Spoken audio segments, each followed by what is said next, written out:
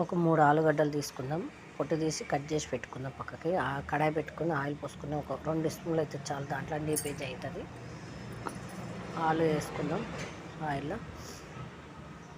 నేను చిన్న చిన్నగా కట్ చేసిన, మీకు పొడుగా కావాలంటే కూడా మీ ఇష్టం, మరి కట్ చేసుకోవచ్చు. మంచిగా నేను కొద్దిగానే ఆయిల్ వేసి దాంతో ఫ్రై చేస్తాను. మీరు ఎక్కువ వేసుకొని కూడా ఫ్రై చేసుకోవచ్చు. నాకైతే ఇది సరిపోతుంది కాబట్టి ఒక చిటికెడు ఉప్పు, చిటికెడు కారం, చిటికెడు గరం మసాలా, శనగపిండి 2 స్పూన్లు. మంచిగా ఫ్రై చేద్దాం. కరివేపాకు కొద్దిగా వేసుకుందాం.